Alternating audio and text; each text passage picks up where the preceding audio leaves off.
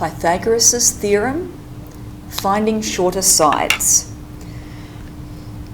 Now remember, Pythagoras' theorem is c squared equals a squared plus b squared. This formula will always work. Sometimes we like to use a rearranged version of the formula. When I'm finding a shorter side, the big thing is two little things added together. But if I want to find one of the little things, I've got to subtract.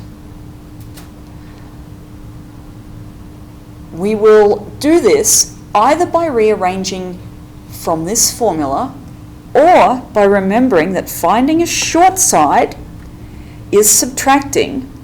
Now we'll start with a. A equals the square root of c squared minus b squared. Or we could write b equals the square root of c squared minus a squared. This formula will always work for any Pythagoras question. The rearranged ones are a bit easier, but you've got to remember when you're finding a shorter side, it's the hypotenuse squared minus the other side squared. And then, of course, we have to take the square root. But it's got to be minus at some stage when you're finding a short side. In the formulas that we've already rearranged, the minus is there.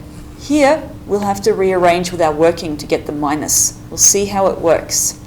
So the steps, always write the formula.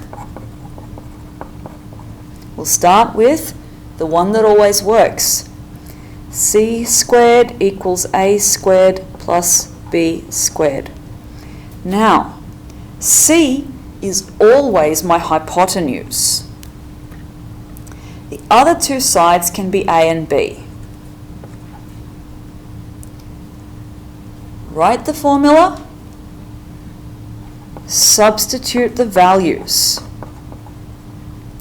C is 15, so 15 squared equals A, I don't know what it is. It's x on this diagram, so I write in x squared, plus B is 10, so 10 squared.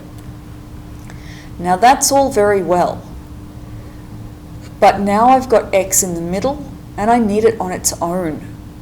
Here's where we subtract. I want x on its own. I've got to get rid of this plus 10 squared. So I subtract 10 squared from both sides, which means it goes away here, and here I've got 15 squared minus 10 squared equals x squared.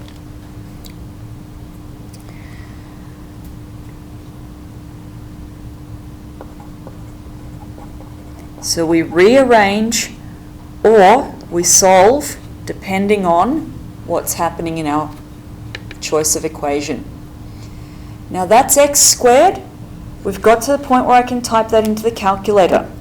15 squared minus 10 squared. We have to have typed it in, written it down here before we type it in. 125 is x squared. Now I'd prefer to have my x squared at the start, so x squared equals 125. And now it's just like Pythagoras' last lesson. I've got to x squared, but I need to remember my square root. Once I get x squared as a number, the next line is x equals the square root of that number, square root of 125. Now, if it won't give me a decimal, if it gives me a square root still, push the arrow key, 11.18. X equals 11.18. There were no units of measurement given, so I'm just going to write units because I don't know what the units were. Check that it's shorter than the hypotenuse. Yes, it is. Don't forget our units. Now rearranging can be hard for some of us, so we can use these already rearranged formula, but we'd have to remember it, and that's often harder. We don't always get these given in a test. Let's have a look at this. Find the unknown side, we look at it, go, that's the hypotenuse, that must be C, that's A, so this must be B, and I'm finding a short side, so I'm using a short side formula. A equals the square root of C squared minus B squared, the hypotenuse squared minus the other short side squared. Write the formula, substitute your values. We don't know A, square root sign. C is 13, so I write 13 squared minus B is 12, I write 12 squared. And then it's easier because I can just type it straight into the calculator.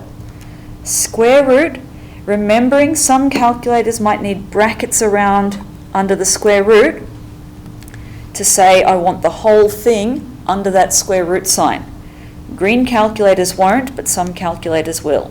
13 squared minus 12 squared, close brackets if you are using them, equals 5. Again, there weren't any units in this question, so I write units because they left them out, but I'm showing that I know that they'd have to go there. So, rearranging can be difficult, but we should practice it so that we can get that just in case this is the only formula that we get given on a test. When we're finding shorter sides, we're going to be subtracting somewhere.